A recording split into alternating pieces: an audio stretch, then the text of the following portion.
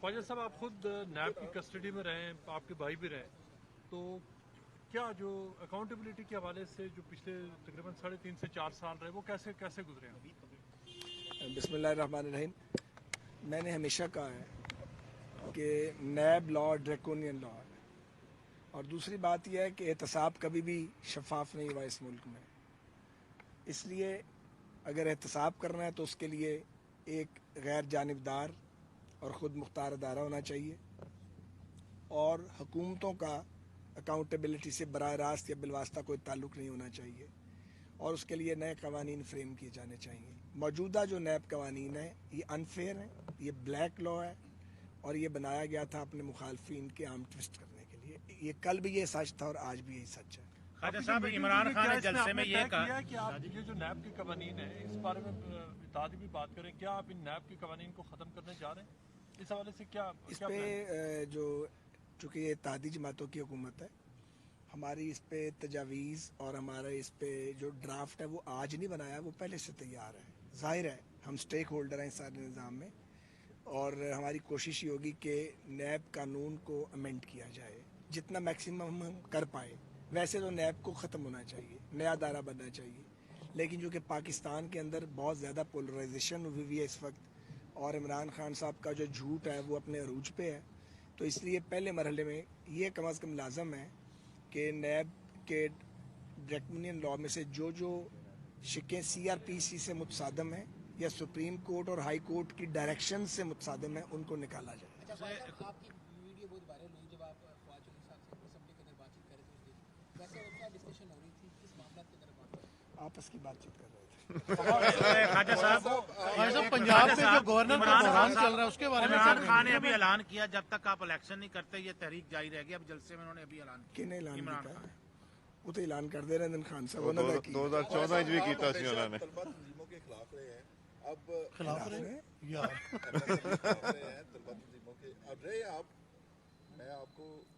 मैं खुद MSF 93 से लेकर 97 तरीके निजात में रहा हूँ, तो जबार साहब के साथ मैंने तरीके निजात भी है, और तो लोगों आपकी तरफ कर यार एक मिनट खैर तो नबी साहब, तो अभी क्या MSF का रिवाइवल चाहते हैं आप तलबा तंजीमों का, या नौजवानों को, जैसे आप यूथ विंग को लीड करते रहे हैं, क्या अब मुस्लिम लीग नून को जरूरत पड़ी है यूथ विंग की और तलबा तंजीमों की? गुजारिश ये है कि मैं अल्हम्दुलिल्लाह अपने ज़माने तालिब इल्मी में हर इलेक्शन जीता हूँ स्टूडेंट्स यूनियन का। मैं सेक्रेटरी जनरल था MSF का। मैं तलबा सियासत के पॉइंट ब्लैंक उसके ख़िलाफ़ नहीं हूँ, लेकिन जब उसमें पेशा प्रोफेशनलिज्म आ जाता है, पेशावर लोग आके उसको घेर लेते हैं, तो उसका मैं सख्त मुखालिफ और नाकद हूँ। तो एक वक्त था कि MSF जो थी उसमें प्रोफेशनल लोग आ गए थे, नज़रियाती लोग नहीं रहे थे। ये दहाइयों पहले की बात है। तलबा सियासत को अगर ऑन करना है तो उसके सर्टन पैरामीटर्स होने चाहिए, और बच्चों की तालीम की कॉस्ट पे सियासत की इजाज़त नहीं दी जा सकती, लेकिन अगर सर्टन पैरामीटर्स बन जाएं, और वो तभी बनेंगे अगर सारी सियासी बरादरी उस पर इत्तफाक करे कि किस हद तक सियासत की इजाज़त है।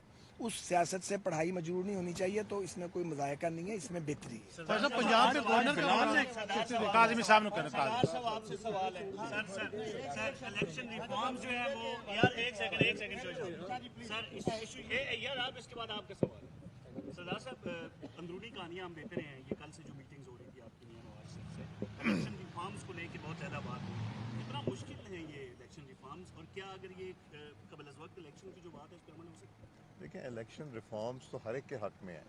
हम कौन सी जमात है जो नहीं चाहती कि इलेक्शन फेयर और ट्रांसपेरेंट हो? हर एक चाहता है, और इसके ऊपर जो काम हुआ, बहुत काम हुआ है। 117 मीटिंग हो चुकी पहले। इसको जो किए गए रिफॉर्म्स वो भी हैं, बट इन रिफॉर्म्स की इम्प्लीमेंटेशन ट्रू स्पिरिट में जो है ना वो होनी चाहिए। मैं आपको एग्जांपल देता हूँ। जो हमने इलेक्शन रिफॉर्म्स किए थे उसमें ये कहा था कि अगर लिखा गया था और वो पास हुए थे कि जो अगर विनिंग और लूजिंग कैंडिडेट में 5% का या 10% था, मुझे इस वक्त ऑफेंड नहीं याद, उसमें फ़र्क हो तो उसकी रीकाउंट होती है, और अगर रीकाउंट होती तो बहुत से नताइज मुख्तलिफ होते। मगर वो साकिब निसार साहब ने एक सुप्रीम कोर्ट में बैठ के कहा कि जी इसको वाइंड अप करें। वो एक ऐसी चीज़ है।